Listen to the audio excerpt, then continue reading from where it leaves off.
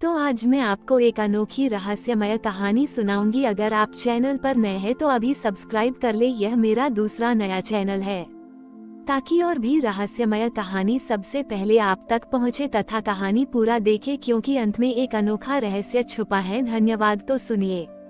विंध्याचल पर्वत की सबसे ऊंची चोटी पर, जहां हवा भी शास्त्रों के मंत्रों से गूंजती थी, ज्ञानाश्रम नाम का एक प्रसिद्ध गुरुकुल था।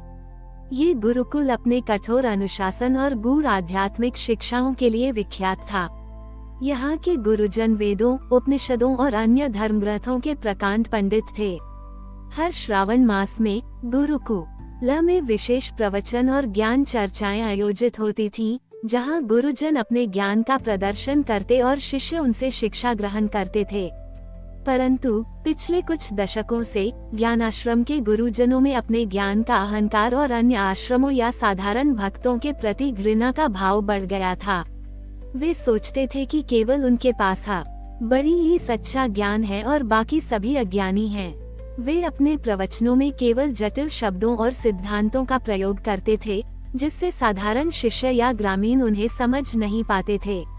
उनमें विनम्रता और सरलता की भावना कम हो गई थी और हर कोई अपनी ही श्रेष्ठता में डूबा रहता था।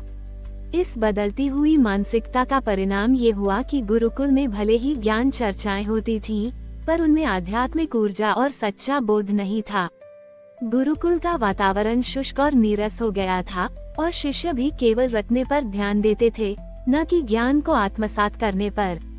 उन्हें शिवजी का सच्चा स्वरूप समझ नहीं आ रहा था। श्रावण मास आया, पर गुरुकुल में ज्ञान का वह सच्चा प्रकाश नहीं था जिससे मन को शांति मिलती है। ग्रामीण चिंतित थे, क्योंकि उन्हें पता था कि गुरुकुल का ये बदलाव गुरुजनों के अहंकार और शिवजी की नाराजगी का संकेत है। गुरुकुल में ज्ञानेश्वर नाम का एक मुख्य गुरु था। वह शास्त्रों का प्रकांड विद्वान था और सभी सिद्धांतों का ज्ञाता था, पर उसके भीतर एक गहरा अभिमान था। वह सोचता था कि केवल उसके जैसे विद्वान ही मोक्ष प्राप्त कर सकते हैं और साधारण या अनपढ़ लोगों का कोई भविष्य नहीं। वह अक्सर सरल प्रश्नों को अनदेखा करता और अपने ज्ञान का प्रदर्शन करता रहता था। उसका मन शिवजी के ज्ञान से ज्यादा अपनी विद्वत्ता की प्रशंसा और सामाजिक प्रतिष्ठा पर केंद्रित था। श्रावण का महीना आया। गुरुकुल में प्रवचन तो हो रहे थे, पर उनमें कोई विशेष ऊर्जा महसूस नहीं हो रही थी। गुरुजन और शिष्य चिंतित थे, पर किसी को समझ नहीं आ रहा था कि क्या करें। श्रावण के पहले सोमवार की सुबह थी। गुरुकुल के सबसे पुराने वृक्ष के नीचे बैठे एक वृद्ध भिक्षु, जो कभी किसी गुरुकुल से जुड़े नहीं थे और जिनकी सादगी और शांत स्वभाव के लिए उन्हें सभी जानते थे, उन्होंने ज्ञानेश्वर को अपने पास बुलाया। भिक्षु ने शांत स्वर में कहा, ज्ञानेश्वर, ये ज्ञान केवल शब्दों में नहीं, बल्कि अनुभव और सरलता में निहित है। तुम्हारा गुरुकुल इसलिए अपनी दिव्यता खो रहा है क्योंकि तुम्हारे भीतर अहंकार और जटिलता का अंधकार बढ़ गया है। शिवजी को केवल गूढ़ सिद्धांतों से नहीं, बल्कि विनम्रता और सरलता की ज्योति से प्रसन्न किया जाता है। ज्ञान तभी फिर से प्रकाशित होगा जब तुम अपने भीतर विद्वत्ता के अभिमान को छोड़कर एक शिशु की जिज्ञासा अपनाओगे। भिक्षु ने ज्ञानेश्वर को एक चुनौती दी। इस श्रावण में तुम्हें इस गुरुकुल में सच्चा ज्ञान फिर से प्रज्वलित करना होगा। तुम्हें इसके लिए कोई नया ग्रंथ नहीं पढ़ना है, बल्कि अपने भीतर की सबसे बड़ी बाधा का त्याग करना होगा। तुम्हें इसे प्रज्वलित करते समय अपने भीतर के अहंकार, घमंड और दूसरों को नीचा दिखाने की प्रवृत्ति को मिटाकर शुद्ध प्रेम और निस्वार्थ सेवा का भाव लाना होगा। तुम्हें गुरुकुल के सबसे छोटे और कम ज्ञान वाले शिष्य से भी उसी विनम्रता से सीखना होगा, मानो वह स्वयं तुम्हारा गुरु हो। ये तुम्हारा ज्ञान त्याग का तप होगा। याद रखना, जब तक तुम्हारे भीतर का अंधेरा नहीं हटेगा, तुम्हें शिवजी के ज्ञान का वास्तविक प्रकाश नहीं मिलेगा। ज्ञानेश्वर ने चुनौती सुनी। उसे यह काम असंभव लगा। वह कैसे अपने ज्ञान और प्रतिष्ठा का त्याग कर सकता था, जब उसने जीवन भर उसे अर्जित किया था। और एक छोटे शिष्य से सीखना तो उसके लिए सबसे बड़ी अपमान की बात थी। पर भिक्षु की आंखों में उसे एक अजीब सा विश्वास और गहनता दिखी। उसे अपने भीतर एक प्रेरणा महसूस हुई। उसने सोचा, ठीक है, मैं ये करके देखता हूँ। अगर मैं शिवजी को प्रसन्न कर पाया तो शायद मुझे भी कुछ नया मिलेगा। उसने चुनौती स्वीकार कर ली, पर अभी भी उसके मन में संदेह और अपने ज्ञान के अभिमान की एक छोटी सी छाया थी। ज्ञानेश्वर ने चुनौती स्वीकार तो कर ली, पर अभी भी उसके मन में संदेह और अपने ज्ञान के अभिमान की एक छोटी सी छाया थी। श्रावण के पहले सोमवार की शाम से उसने अपने सभी जटिल ग्रंथों को पढ़ना छोड़ दिया और गुरुकुल के सबसे शांत कोने में एक साधारण आसन पर बैठना शुरू कर दिया। उसने अपने शिष्यों को अपनी विद्वत्ता दिखाना बंद कर दिया और यहाँ तक कि अपने सबसे छोटे शिष्य, जिसका नाम शांतनु था, उसके पास बैठना शुरू कर दिया, जो अभी केवल वर्णमाला सीख रहा था। उसे यह बहुत कठिन लगा। उसका मन हमेशा अपनी पिछली उपलब्धियों और विद्वत्ता की प्रशंसा में उलझा रहता था और एक छोटे बच्चे से सीखने का विचार उसे अपमानजनक लगता था। उसे एहसास हुआ कि जो ज्ञान उसे कभी उसकी सबसे बड़ी ताकत लगता था, वही अब उसके लिए सबसे बड़ी बाधा बन रहा था, क्योंकि उसे सच्ची शांति विनम्रता में पानी थी।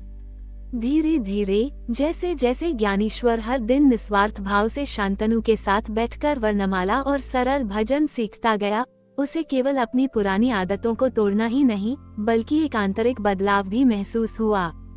हर सुबह जब वह शांतनु के साथ बैठता, तो उसे अपने भीतर के विद्वत्ता के शोर और दूसरों को नीचा दिखाने की प्रवृत्ति को शांत करना पड़ता था।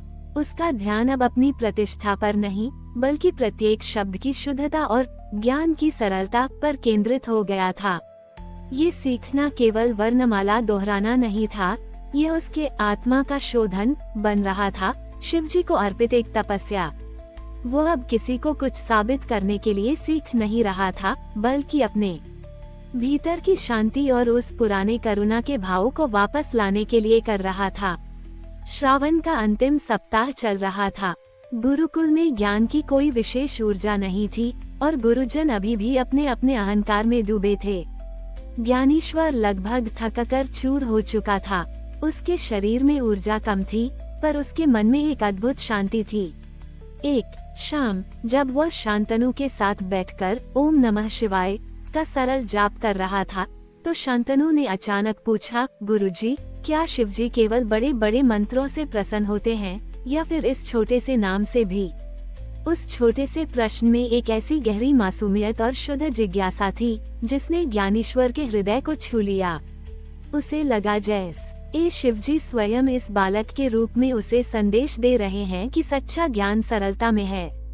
उसने अपनी अंतिम शक्ति से शांतनु के प्रश्न पर चिंतन किया और पाया कि शिवजी को केवल प्रेम और सरलता से प्रसन्न किया जा सकता है। उसने अपने भीतर के ज्ञान के अभिमान को त्यागने का निर्णय लिया, इस बार किसी दिखावे के लिए नहीं, बल्कि केवल निस्वार्थ प्रेम और समर्पण के भाव से। श्रावण के अंतिम सोमवार की सुबह थी। ज्ञानेश्वर और शांतनु दोनों गुरुकुल के केंद्र में बैठे थे। ज्ञानेश्वर ने अपनी आंखें बंद की और अपनी आत्मा से निकली शुद्ध श्रद्धा को शिवजी को अर्पित किया। उसने कोई जटिल मंत्र नहीं पढ़ा, न ही कोई विशेष क्रिया की।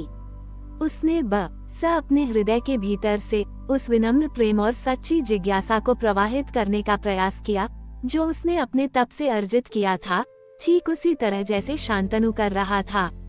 और तभी एक अद्भुत चमत्कार हुआ।